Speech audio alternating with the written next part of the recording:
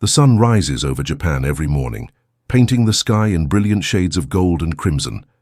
And for thousands of years, the Japanese people have believed that this daily miracle is the work of one goddess, Amaterasu Omikami, the radiant deity of the sun, the most important and revered goddess in all of Japanese mythology. Her story is one of light and darkness, of anger and reconciliation, of a goddess who once plunged the world into chaos and then saved it from eternal night.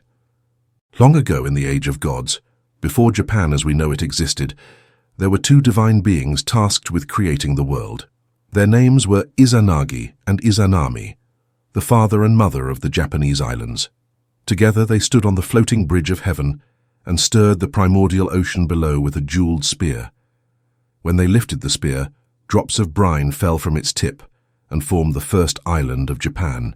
Descending to this island, Izanagi and Izanami married and began creating the many islands of Japan and giving birth to countless kami, the gods and spirits that would populate the world. But tragedy struck when Izanami died, giving birth to the fire god Kagutsuchi. Overcome with grief and rage, Izanagi killed the fire god and journeyed to Yomi, the land of the dead, desperate to bring his beloved wife back to the world of the living. He found Izanami in the dark underworld, but when he looked upon her against her wishes, he saw that she had become a rotting corpse, infested with maggots and demons. Horrified, Izanagi fled from Yomi with Izanami and her demon army chasing him. He barely escaped, sealing the entrance to the underworld with a massive boulder. Traumatized and polluted by his contact with death, Izanagi needed to purify himself. He went to a river and performed a cleansing ritual, washing away the impurities of the underworld.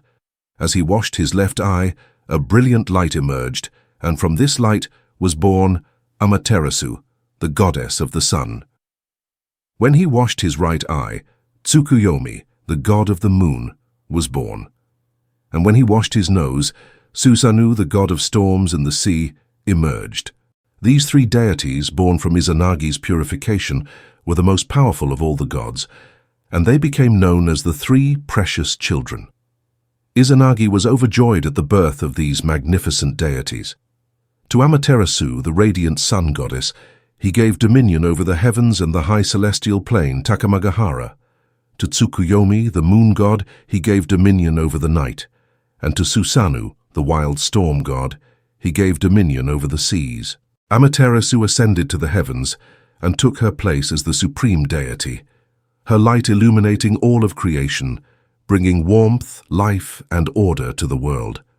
Amaterasu was not just beautiful, she was the very essence of light itself.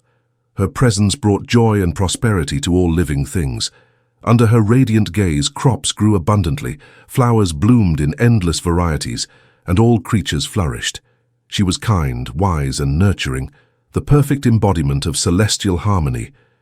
The other gods looked to her for guidance and leadership, and she ruled the heavens with grace and benevolence. But Amaterasu had two brothers, and while she brought light and order, they brought complications. Tsukuyomi, the moon god, was distant and cold, dwelling in the night sky, rarely interacting with the other deities. But Susanoo, the storm god, was wild, unpredictable, and violent. He was supposed to rule the seas, but instead he wept and wailed constantly, causing devastating storms and natural disasters. His tears flooded the lands, his tantrums caused mountains to crumble, and his behavior brought chaos wherever he went. Izanagi eventually banished Susanoo, telling him to leave the earthly realm. Before departing, Susanoo decided to visit his sister Amaterasu in heaven to say goodbye. But Amaterasu was suspicious. She knew her brother's violent nature, and she feared he might be coming to take her kingdom by force. So she prepared for war. She tied up her long hair into warriors' knots, armed herself with a bow and arrows, and stood ready to defend her realm. When Susanoo arrived at the gates of heaven, he saw his sister in full battle armor and quickly assured her he had no evil intentions. To prove his sincerity, he proposed a contest. They would each create deities, and whoever created male gods would be declared righteous and pure of heart. Amaterasu agreed to this challenge. Amaterasu took Susanoo's sword, broke it into 3 pieces, chewed them, and blew out a mist from which 3 beautiful goddesses emerged. Susanoo took Amaterasu's jewelry, chewed the beads, and blew out a mist from which 5 male gods were born. Susanoo immediately declared himself the winner, claiming that since male gods had been born from Amaterasu's possessions, he had proven his pure intentions. But the logic was twisted, and the contest's result was ambiguous at best.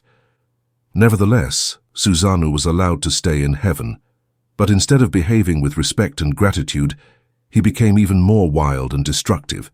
He trampled Amaterasu's sacred rice fields, destroying the crops she had carefully cultivated. He filled in the irrigation ditches, ruining the water systems. He defecated in her palace during harvest festivals, desecrating the sacred spaces, and in the most horrific act of all, he flayed a divine horse alive and threw its bloody corpse through the roof of the sacred weaving hall, where Amaterasu and her attendants were making ceremonial garments for the gods. One of Amaterasu's attendants was so shocked by the sight of the flayed horse crashing through the roof that she stabbed herself with her weaving shuttle and died.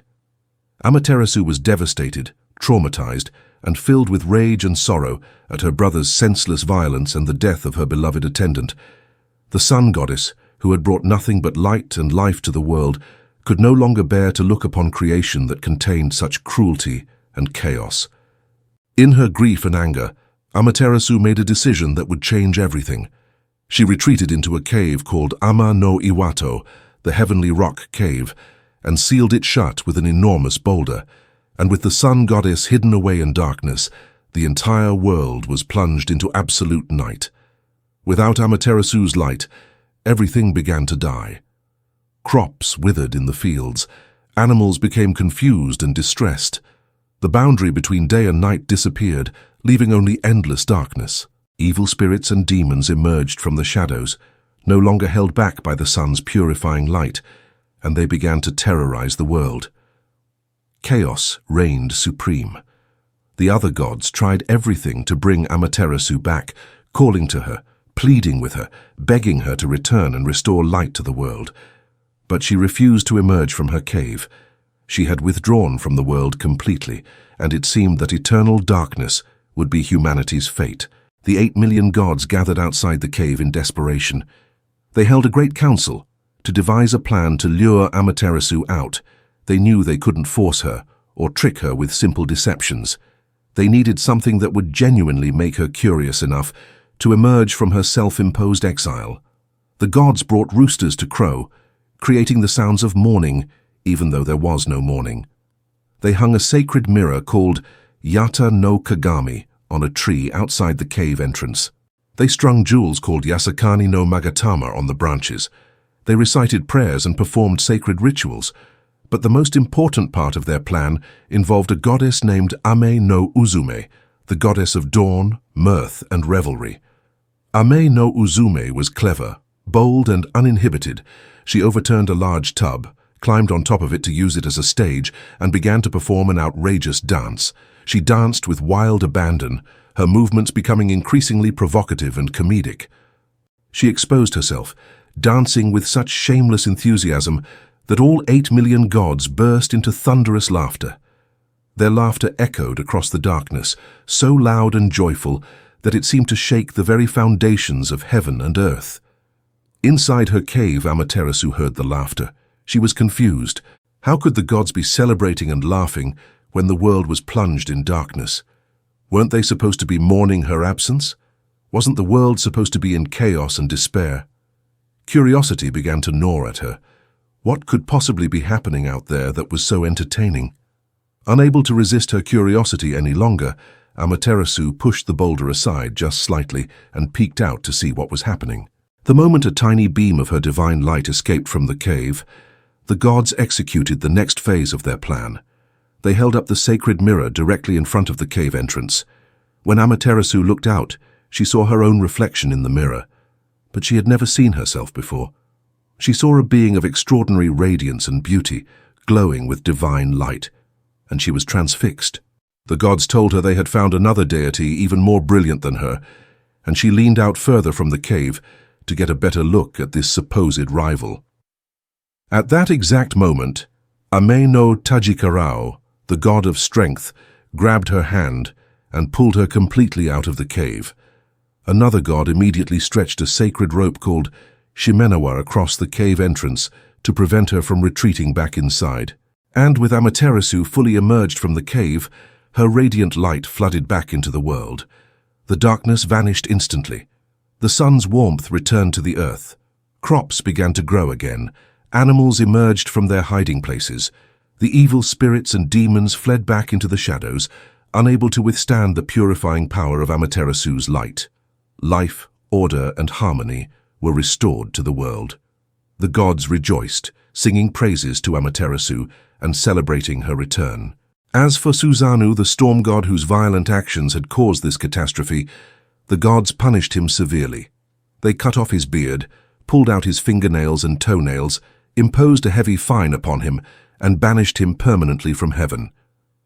Susanoo descended to the mortal world, where he would eventually redeem himself by slaying the eight-headed serpent Yamata no Orochi and becoming a hero, but that is another story entirely. Amaterasu returned to her rightful place as the supreme deity of the heavens. She resumed her duties, bringing light and life to all creation, but she had learned important lessons from her time in the cave. She learned that her light was not just a gift she could withdraw at will, it was a responsibility. The entire world depended on her presence, her warmth, her illumination. She could not allow her personal pain to plunge all of creation into darkness, no matter how justified her anger might be. But Amaterasu's story doesn't end there. Her influence would extend far beyond the mythological age into the very foundation of Japanese civilization itself. According to legend, Amaterasu's grandson, Ninigi no Mikoto, was sent down from heaven to rule the earthly realm. She gave him 3 sacred treasures: the mirror that had been used to lure her from the cave, the jewels that had hung on the tree, and a sacred sword called Kusanagi that Susanoo had found in the tail of Yamata no Orochi and had given to Amaterasu as an apology. These 3 treasures, the mirror, the jewels, and the sword, became the imperial regalia of Japan. They symbolized the divine authority passed down from Amaterasu herself to the emperors of Japan. According to tradition, every emperor of Japan is a direct descendant of Amaterasu, making the imperial line the longest continuous monarchy in the world, stretching back thousands of years to the age of gods. The mirror, called Yata no Kagami, represents wisdom and honesty. The jewels, called Yasakani no Magatama, represent benevolence, and the sword, called Kusanagi no Tsurugi, represents valor. Together, these 3 treasures embody the virtues expected of Japan's rulers, and they are said to still exist today, kept in separate sacred locations and never displayed publicly. Amaterasu is worshipped at the grand shrine of Ise, the most sacred Shinto shrine in all of Japan. The shrine has been rebuilt every 20 years for over a millennium, maintaining the same design and using the same traditional construction methods, ensuring that the sacred space remains pure and renewed. Millions of pilgrims visit Ise every year to pay their respects to the sun goddess, seeking her blessings for prosperity, protection, and harmony. The story of Amaterasu resonates through Japanese culture in countless ways. The rising sun on Japan's flag represents Amaterasu's divine light. The very name Japan in Japanese, Nihon or Nippon, means origin of the sun, a direct reference to Amaterasu's significance. Emperors traditionally performed rituals connected to Amaterasu, and even today, she remains a central figure in Shinto belief and practice. What makes Amaterasu's story so powerful is its deeply human, emotional core, despite her divine nature. She is not an all-powerful, distant deity. She experiences trauma, grief, anger, and the very human desire to withdraw from a painful world. Her retreat into the cave can be seen as a metaphor for depression, for the impulse to hide away when hurt by cruelty and violence. And her emergence, facilitated by community, celebration, and the reminder of her own beauty and importance, represents healing and the choice to re-engage with life despite its pain. The myth also contains profound truths about the nature of responsibility and leadership. Amaterasu learns that her personal feelings, however justified, cannot override her duty to those who depend on her. Her light is not hers alone, it belongs to all creation. This is a lesson about the burden of leadership, about how those in positions of power must sometimes set aside their own pain for the greater good. Today, Amaterasu remains one of the most recognized and revered figures in Japanese mythology. She appears in countless works of anime, manga, video games, and popular culture. She represents the enduring power of light over darkness, of life over death, of order over chaos. Her story reminds us that even when we want to hide away from the world, even when we are justified in our anger and pain, there are those who need our light, and sometimes the greatest courage is simply choosing to shine again. This is the story of Amaterasu Omikami, the sun goddess who brought light to the world, lost it in darkness, and chose to illuminate creation once more.